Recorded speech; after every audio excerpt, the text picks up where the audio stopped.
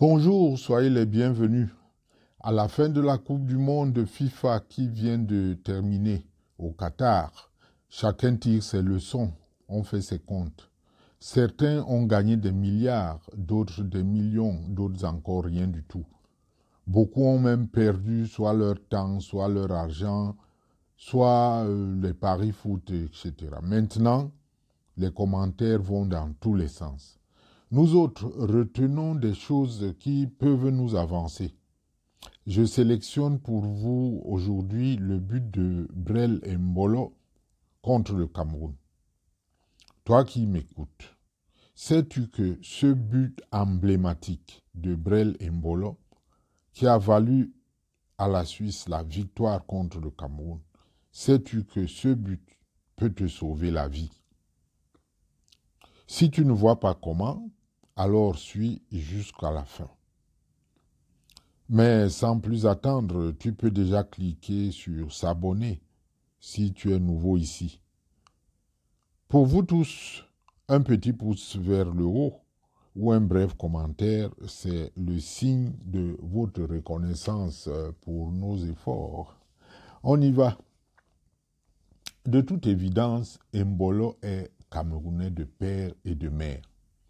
Face à un enjeu de taille, comme la Coupe du Monde de football, l'on ne s'attend pas à ce que, malgré son talent vendu à l'étranger, ce soit lui qui crucifie son pays d'origine.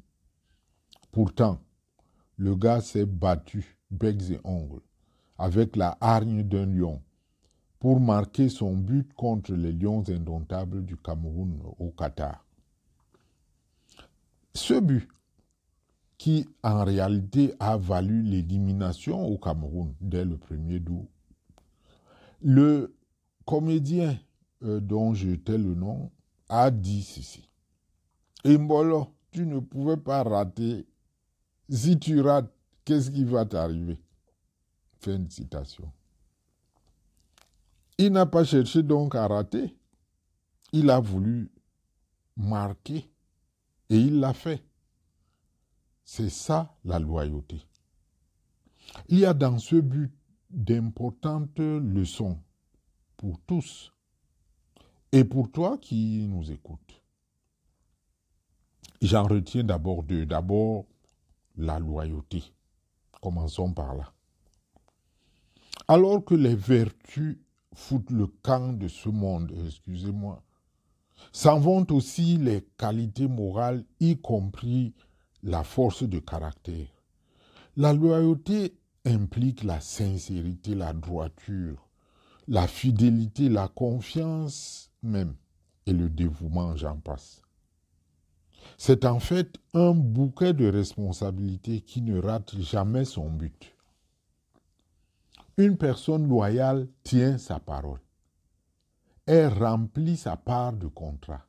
Elle ne cherche ni à trahir, ni à poignarder dans le dos pour d'autres intérêts inavoués. De façon courante, les gens prennent des engagements et s'en foutent éperdument, excusez-moi.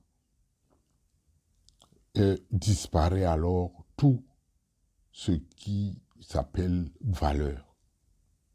Sauf évidemment dans les beaux discours. Conséquence, le monde est devenu un panier à crabes. L'était-il auparavant? En tout cas, même s'il l'était, je crois que c'était moins dangereux qu'aujourd'hui. Les milieux professionnels, les milieux sociaux, le monde politique, les églises, les milieux religieux, partout, l'on se bouffe entre gens. Quand quelqu'un tient sa parole ou respecte son engagement, il devient une exception, parfois même un marginal. Normal donc qu'on s'étonne d'un jeune comme ce jeune homme, Mbolo, qui respecte ses engagements au détriment même d'un sentiment patriotique.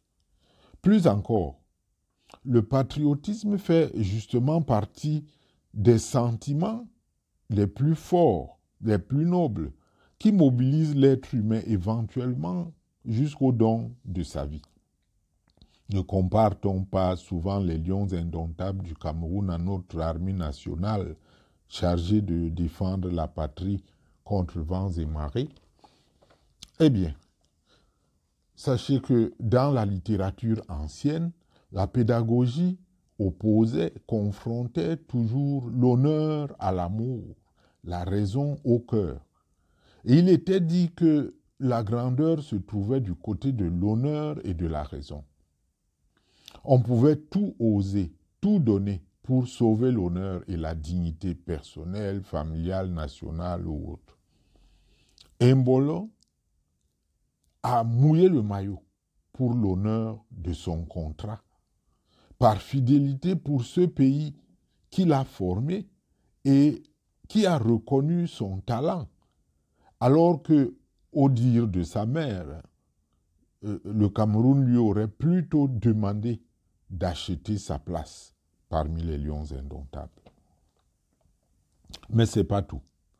Il y a des sentiments cachés ou exprimés qui plombent la vie de plusieurs personnes. Parce qu'on est attaché à des amours fades et stériles. Parce qu'on est attaché par des liens moribonds à des causes ou à des personnes mortifères. On n'a pas la force de caractère nécessaire pour rompre. Et d'ailleurs, il faut la même force de caractère pour honorer ses engagements. J'aime à le dire, il faut savoir tourner la page, oui. Et j'ajoute, quand une porte se ferme hermétiquement, on ne reste pas devant elle à pleurer. On trouve une autre issue ou un contournement et on avance. Le sentimentalisme nous tue. Il tue les génies. Il étouffe le progrès. J'ai connu un jeune homme qui a dû arrêter son parcours universitaire pour respecter son oncle qui était ministre de la République et qui disait que deux baobabs ne peuvent pas cohabiter sur une même cour. C'est après le départ de son oncle du gouvernement que ce jeune homme a appris à conjuguer le verbe lire l'heure en français de la rue. Eh oui, vous ne ferez jamais l'unanimité des sentiments, quoi que vous fassiez. Donnez-vous des objectifs et trouvez les moyens de les atteindre.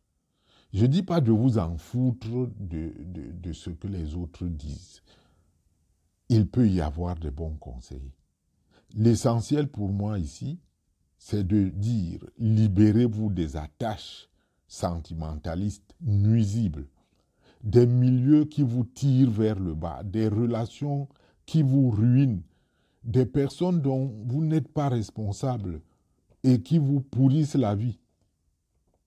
Si vous pensez que vous vous êtes trompé d'engagement, si la dignité pour vous, c'est de dire clairement et très vite que vous demandez à rompre un contrat, ben faites-le.